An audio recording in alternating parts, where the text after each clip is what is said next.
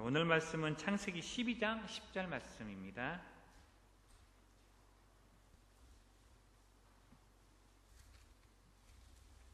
창세기 12장 10절 한 절 말씀 다 함께 읽도록 하겠습니다.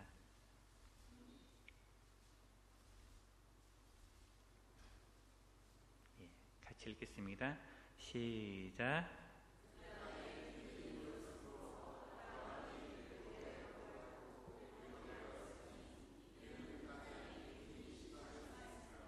아멘. 자, 앞뒤자로 인사하겠습니다. 오셨으니 잘 오셨습니다.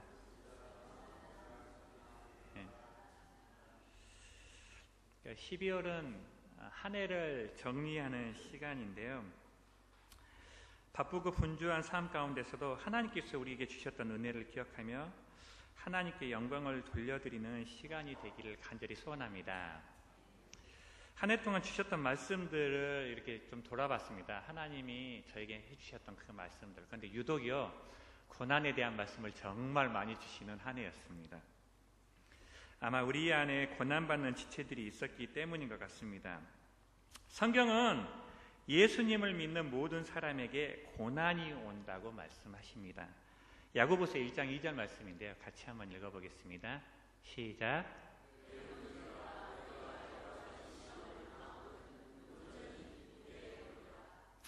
야고보는 너희가 여러 가지 시험을 당하거든 이라고 얘기하는데, 이것이 너희가 혹시 시험을 당할지도 모르는데 라는 뜻이 아니라요, 마치 당연하게 너희는 당연하게 시험을 받을 것이야, 당할 것이야 라고 얘기를 하고 있어요. 그러니까 시험은 운 나쁜 사람이 걸리는 그런 것이 아니라 예수님을 믿는 모든 사람이 당연히 거쳐가야 되는 필수 코스처럼 야고보는 지금 우리에게 얘기하고 있어요. 그래서 마치 너희들이 고난받는 것이 당연한데 그런 고난을 당하거든 기쁘게 여기라고 지금 말을 하고 있습니다. 우리가 고난을 당할 때 고난을 당연한 것으로 여기는 것이 굉장히 중요합니다. 왜냐하면 고난이 나에게는 일어나면 안 되는 일들로 여길 때 문제가 생기기 때문입니다. 왜 나한테 이런 일들이 일어나지? 또는 하나님 왜 나에게만 이러시는 거예요? 라고 불평하거나 불만하게 됩니다. 우리는 고난을 부당하게 여기거나 이상하게 여기기도 합니다. 하지만 성경은 모든 믿는 자에게 고난은 당연한 것이고 성도의 필수 코스라고 말씀하세요. 그런데 그 질문이 생기잖아요. 왜 성도는 고난을 받아야만 하는가? 저 개인적으로 생각을 했을 때는요, 제게 만약 하나님께서 고난을 허락하시지 않았으면 왕교만했을 것 같아요. 여러분은 모든 일이 잘 될 때 어떻게 사십니까? 저는 모든 일이 술술 풀리잖아요. 그러면 일한다고 정신이 없어요. 너무 바빠서 자기 자신을 돌아볼 여유가 없습니다. 여러분은 그러지 않으십니까? 일 때문에 너무 바쁘고 일 때문에 너무 피곤합니다. 그래서 자기 자신을 돌보는 일, 그리고 자기의 내면을 돌아보는 일은 우선순위에 밀리게 되고, 나중에 뭐 시간 나면 하지, 지금은 그럴 때가 아니야 라고 하면서 자기의 내면을 돌아보는 것을 게을리하게 됩니다. 그런데요, 어떤 문제가 생기고 일이 잘 안 풀리고 어려움이 닥치면 이런 생각을 하게 돼요. 왜 나한테 이런 일들이 일어나지? 도대체 뭐가 문제지? 나는 지금 잘 살고 있나? 그러면서 우리 자신을 돌아보게 돼요. 그리고 내면을 돌아보게 됩니다. 그리고 그 시간들을 통해서 우리의 내면이 자라나고 성숙되어져 가는 것들을 경험하게 됩니다. 그래서 저는 고난이 자신을 돌아보고 내면이 성숙되는 시간이라고 생각을 합니다. 추운 겨울에 모든 나뭇잎이 떨어진 나무는 초라해 보이지만, 나무는 자신이 가지고 있는 모든 것을 다 내려놓고 새로운 시작인 봄을 준비하듯이 우리는 고난을 통해 내면의 성장과 성숙을 경험할 수가 있습니다. 그런데요, 모든 고난이 다 성숙으로 이어지는 건 아닙니다. 그 고난에 대해서 바르게 반응할 때 고난을 통한 성장이 일어납니다. 그리고 그 고난이 우리에게 유익이 됩니다. 그래서 이제 오늘부터 저는 이제 수요 기도회 때 광야에서 살아남기라는 주제로요, 말씀을 좀 시리즈로 나누고 싶습니다.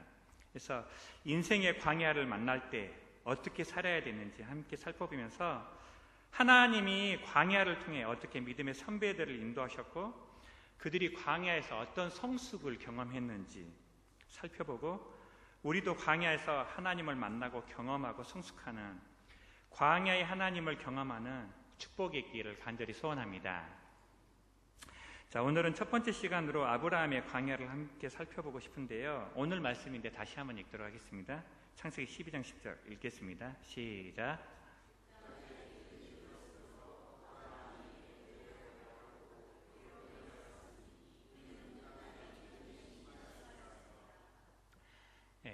우리의 믿음의 조상인 아브라함도 그가 살아가면서 광야를 경험했습니다. 그런데 아이러니하게도 아브라함의 광야는 약속의 땅 가나안이었습니다. 오늘 말씀은 아브라함이 약속의 땅 가나안에 도착했을 때 제일 먼저 경험한 것이 극심한 가뭄이었음을 증거하고 있습니다. 하나님은 아브라함을 약속의 땅으로 인도하셨는데 약속의 땅에서 처음 만난 것이 가뭄이었어요. 가나안 땅은 약속의 땅이었지만 그 땅은 축복이 넘치는 땅이 아니라 기근이 너무 심해서 살 수 없는 땅, 광야였습니다. 하나님께서 아브라함을 광야로 인도하신 것입니다. 그런데 아브라함이 어디에서 지금 가나안 땅으로 왔냐면 갈대아 우르에서 출발했거든요. 아브라함의 고향인 갈대아 우르는 가나안 땅과는 너무나 대조로운 땅이었어요. 사랑하는 사람들이 있고 안정된 직장이 있고 보장된 미래가 있는 안전한 땅이 갈대아 우르였습니다. 그런데 왜 아브라함은 그 풍요로운 땅을 버리고 가나안 땅을 선택했을까? 만약에 아브라함이 그 땅에서 아무런 부족함이 없고 하나님이 필요 없었다면 그는 그 땅을 결코 떠나지 않았을 거예요. 그런데 그 풍요로운 땅, 사랑하는 사람들이 있고 안정된 직장이 있는 그곳에서도 채워지지 않는 빈자리, 필요가 아브라함에게는 있었습니다. 혹시 여러분 그게 무엇인지 아십니까? 자식입니다. 아브라함은 다 가지고 있었는데 자식이 없었어요. 그리고 그 자식은 자기가 모든 것을 포기하고 선택할 만큼 아브라함에게 가치 있고 중요한 것이었습니다. 그래서 아브라함은 그 풍요로운 땅을 떠나 하나님의 약속을 믿고 도전을 시도할 수가 있었습니다. 만약 아브라함의 부족함이 없었더라면 그는 결코 갈대아 우르를 떠나지 않았을 것입니다. 모든 것이 있지만 자녀가 없었기 때문에 하나님이 부르실 때 아브라함은 하나님의 명령에 순종할 수 있었습니다. 그래서 이런 깨달음을 얻을 수 있어요. 나의 부족함 때문에 하나님 앞에 나아가게 된다면 나의 부족함은 저주가 아니라 하나님의 축복인 것을 믿으시기 바랍니다. 부족함 때문에 하나님 앞에 나아갈 수 있기 때문입니다. 여러분은 어떤 부족함을 가지고 계십니까? 약한 자만이 하나님의 강함을 경험할 수 있음을 믿으시고 그 약할 때 강함 되시는 하나님을 경험하는 저와 여러분 되시기를 주님의 이름으로 축복합니다. 어떤 사람이 기독교는 약한 자들의 종교라고 비하하는 발언을 했어요. 어떤 면에서는 그 사람의 말이 맞습니다. 그런데 그 사람이 잘 모르는 것이 있습니다. 하나님을 믿는 사람들만 약한 것이 아니라 사실은 이 땅에 사는 모든 사람은 약한 존재들입니다. 차이가 있다면 하나님을 믿는 사람들은 자신이 약하다는 것을 알고 하나님을 의지하지만 하나님을 믿지 않는 사람들은 자신의 약함을 모르기 때문에 하나님을 의지하지 않는 것입니다. 그러나 성도가 약하다고 해서 자신의 약함에 머물러 버리거나 나약하고 무기력한 존재는 결코 아닙니다.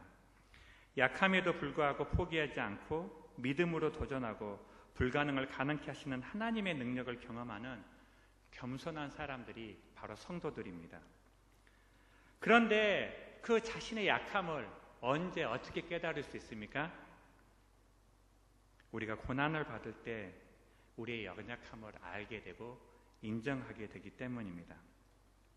아브라함에게 자녀는 모든 것을 포기하고 그리고 선택할 수 있는 가장 소중한 가치였습니다. 그런 연약함이 있었기 때문에 아브라함은 하나님의 명령에 순종할 수 있었어요. 때로 하나님은 우리가 잘하지 못하는 자리로 우리를 부르실 때가 있습니다. 우리를 골탕 먹이거나 괴롭히기 위해서가 아니라 우리가 우리 자신에 대해 더 잘 알게 하기 위해서입니다. 생각해 보십시오. 우리가 원하는 사람들하고 살고 원하는 일들만 하게 된다면 어떤 일이 일어날까요? 나 잘난 맛에 살게 될 겁니다. 그러지 않을까요? 저는 결혼하기 전에 제가 정말로 잘난 사람이라고 생각을 했어요. 그런데 나와 다른 사람과 살다 보니까 내가 무엇을 잘하고 무엇을 못하는지 알게 되더라고요. 하나님은 우리에게 연약함을 주시고 그 연약함을 통해 하나님을 찾게 하십니다. 하나님은 자녀의 약속을 통해 아브라함을 가나안 땅으로 인도하셨어요. 그런데 그 약속의 땅에서 아브라함을 기다리고 있었던 것이 바로 가뭄이었습니다. 생각을 해보세요. 가뭄이 없어도 이 낯선 땅에서 산다라는 것은 정말로 힘들고 괴로운 일입니다. 그런데 그 낯선 땅에 기근까지 들었어요. 아마 아브라함에게 가나안 땅은 살 길이 전혀 보이지 않은 광야와 같은 곳이었을 것입니다. 그런데 우리가 여기서 깨달아야 될 것은 아브라함이 불순종해서 가뭄을 만난 게 아니라는 사실이에요. 우리가 하나님의 말씀에 순종하고 하나님의 뜻대로 산다고 하더라도 가뭄을 만날 수 있다는 것입니다. 약속의 땅에서도 문제는 있을 수 있고 기근을 만날 수 있다는 사실입니다. 하나님의 말씀에 순종해도 문제와 기근이 있다라는 것을 우리는 발견하게 됩니다. 그런데 아브라함에게 가뭄이 가장 힘든 문제였을까요? 결코 그러지 않아요. 실은 아브라함에게 진짜 힘든 건 따로 있었어요. 그게 뭐냐면 기다림이었습니다. 하나님은 아브라함에게 자녀를 주시겠다고 약속을 했는데 그 자녀를 얻는데 25년이라는 시간이 걸렸습니다. 아브라함은 25년을 기다려야만 했어요. 그리고 그 25년이 결코 좋은 시간만 있었던 건 아니에요. 25년 동안 있었던 일들을 좀 살펴보면요, 심한 기근을 만났죠. 목숨을 부지하기 위해 아내를 누이라고 속이는 사건들도 있었죠. 소돔과 고모라가 멸망하는 사건도 있었어요. 전쟁이 일어나고 롯이 잡혀가고 그 롯을 구출하는 사건도 있었습니다. 기다리다 지쳐서 포기하고 하갈을 통해서 아들을 얻었어요. 그런데 그 아들 때문에 가정 풍파가 일어났어요. 그래서 그 사랑하는 아들을 자기 손으로 내쫓았어요. 그리고 드디어 약속의 자녀인 이삭을 얻었어요. 그런데 그것도 잠깐이에요. 하나님이 그 이삭을 바치라고 하셨어요. 그 모든 일이 일어난 곳이 바로 약속의 땅 가나안이었어요. 가나안 땅은 아브라함에게 약속을 받은 땅이었습니다. 창세기 15장 5절하고 7절 말씀인데요. 같이 한번 읽어보겠습니다. 시작.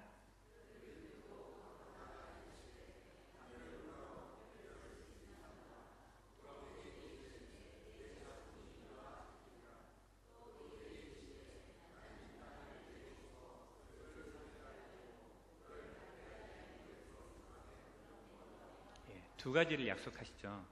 첫 번째는 후손을 번성하게 하겠다. 두 번째는 가나안 땅을 주겠다. 그런데 아브라함은 살아 생전에 이 두 가지 약속이 성취되는 것을 보지 못했습니다. 하나님은 약속을 주시고 25년 동안 아브라함에게 그 약속이 성취되는 것을 보지 못하겠어요. 왜 그랬을까? 성경을 묵상하다가 창세기 18장 11절 말씀을 발견했습니다. 같이 한번 읽어보겠습니다. 창세기 18장 11절 말씀입니다. 안 넘어가네요. 찾으셔야 될 것 같습니다. 자, 창세기 18장 11절. 예, 같이 읽어보겠습니다. 시작.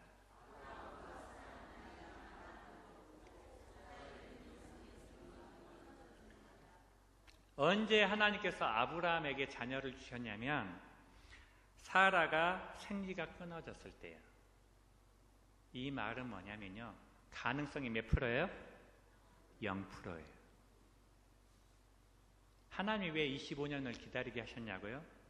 가능성이 0%가 될 때를 기다리셨어요. 하나님은 우리를 통해 하나님의 영광이 드러나기를 원하시는데 언제 하나님의 영광이 드러나냐면요, 내가 아무것도 할 수 없을 때, 하나님이 하셨을 때, 그때 하나님의 영광이 드러납니다. 하나님이 하셨음을 인정할 수밖에 없을 때, 그때가 하나님의 영광이 드러나는 때입니다.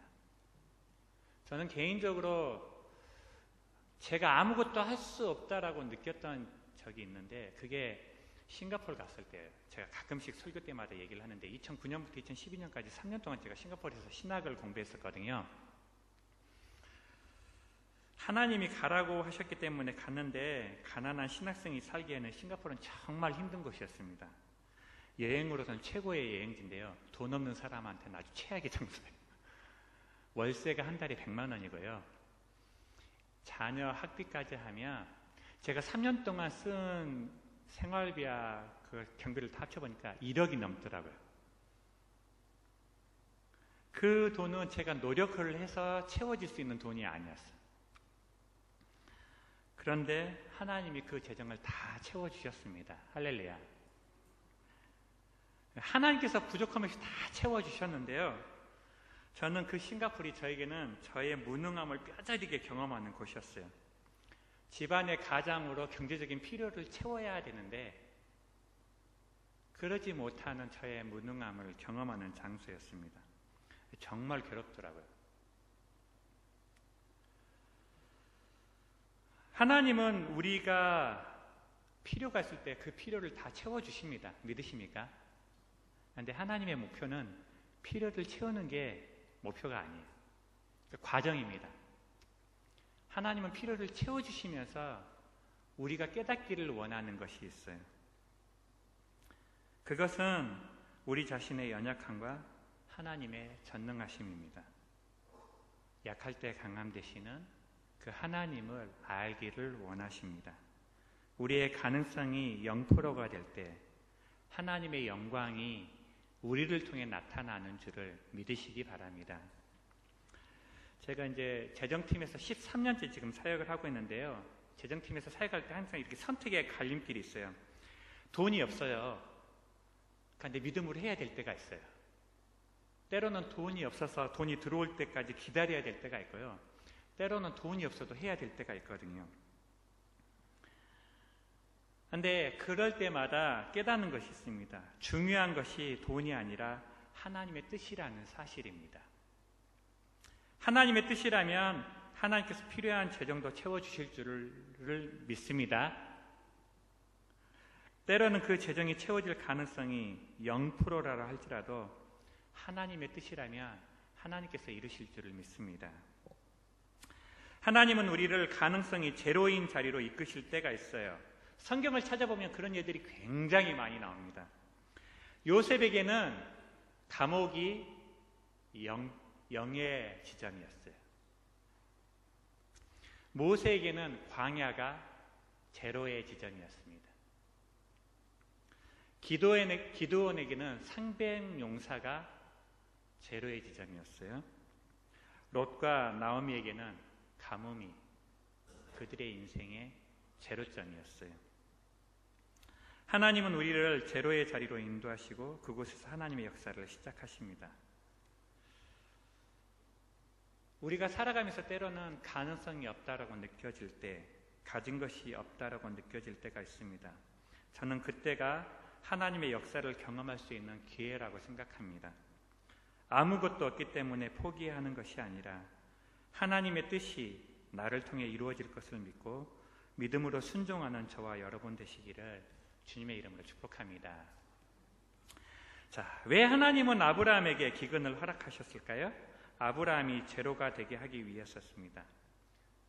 철저하게 자신의 무능함을 깨닫게 하기 위해서였습니다. 이런 말씀이 있더라고요. 하나님은 우리가 너무 약해서 쓰지 못하시는 것이 아니라 우리가 너무 강해서 쓰지 못하십니다. 저는 신앙생활을 하면서 제 자신을 준비시키는 것이 더 유능해지면 하나님이 저를 쓸 준비가 되는 것이라고 생각을 했어요. 성경을 읽어보니까 내가 유능해져야 하나님이 쓰시는 것이 아니라 나의 무능함을 인정할 때 하나님이 저를 쓰시더라고요. 여러분, 무능을 인정하십시오. 못한다고 솔직하게 고백을 하십시오. 그리고 하나님의 도우심을 구하십시오. 하나님이 역사하시고 채워주실 것입니다.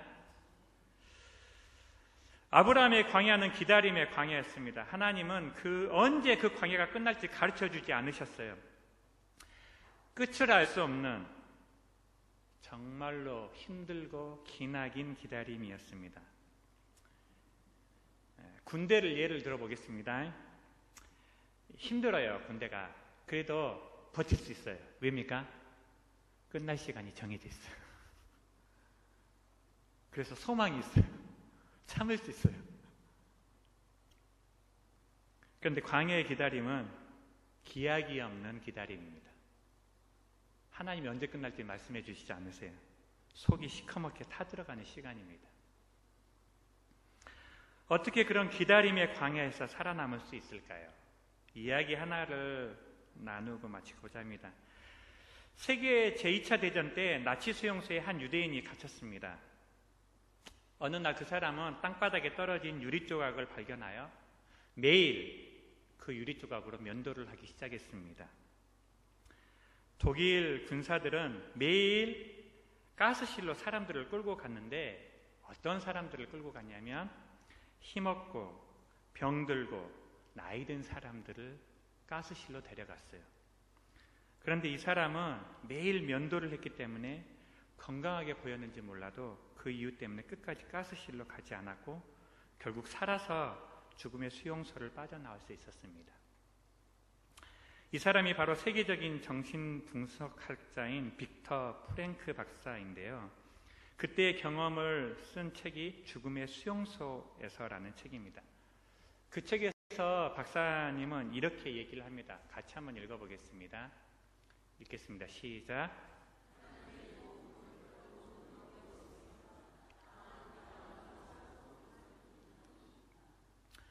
자, 어떻게 기다림의 광야에서 살아남을 수 있을까요? 기다림의 광야를 지날 때는 서두르면 안 됩니다. 조급해하면 안 됩니다. 서두른다고 더 빨리 광야에서 벗어나는 것이 아니기 때문입니다. 기다림의 광야를 지날 때는 기도하며 지금 현재 하나님이 하라고 하시는 일을 하는 것입니다. 시편 40편 1절 말씀 같이 읽겠습니다. 시작.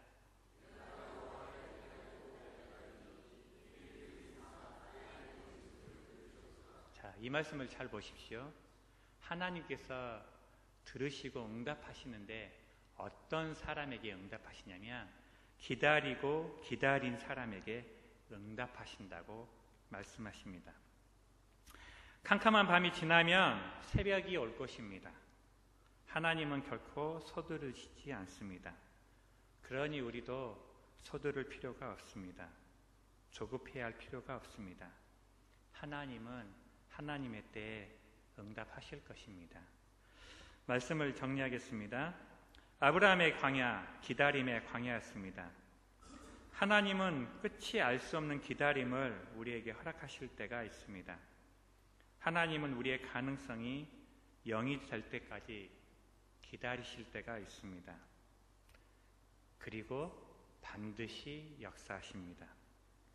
약할 때, 가능성이 없을 때 포기하거나 절망하는 것이 아니라 기다리고 기다림으로 응답하시는 하나님을 신뢰하며 믿음으로 인내하는 저와 여러분 되시기를 주님의 이름으로 축복합니다.